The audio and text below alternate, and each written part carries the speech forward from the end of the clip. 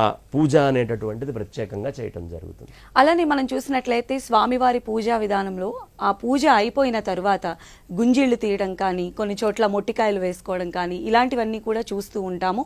అదొక ఆనవాయితీగా వస్తున్నది. మరి ఇది రావటం వెనుక ఉన్నటువంటి కారణం ఏంటండి? ఒక సందర్భంలో స్వామివారు కైలాసంలో ఉన్నారు.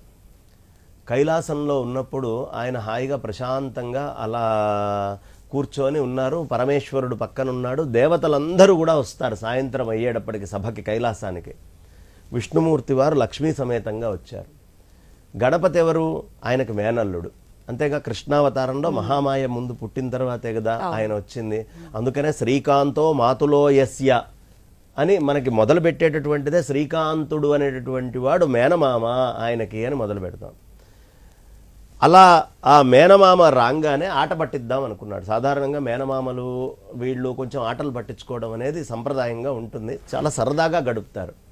స్వామివారి చక్రాన్ని తీసుకొని, విష్ణుమూర్తి చక్రాన్ని అమాంతం నోట్లో పెట్టుకున్నారు. పెట్టుకుంటే ఇప్పుడు ఆ చక్రం వెళ్ళిపోయింది. మేనల్లుడితోటి యుద్ధం చేయగలడు ఆయన?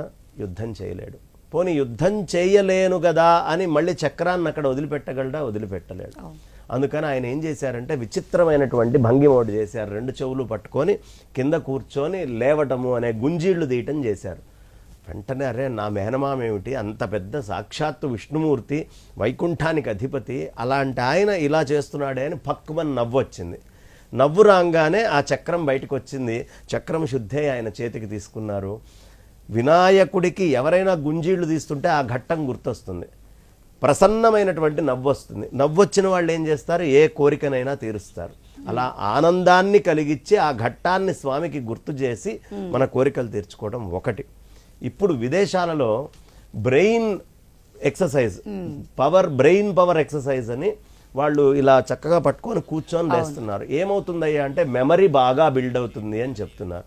చిన్నప్పుడు మాకు పాఠాలు చెప్పేటప్పుడు సక్రమంగా చదవకపోతే కమాన్ ఓ 10 గుంజీళ్లు ది అని చెప్తూ ఉండేవాడు. అలా జ్ఞాపక శక్తి అనేది కూడా పెరుగుతుంది. అందుకని ప్రత్యేకంగా గుంజీళ్లు తీస్తారు.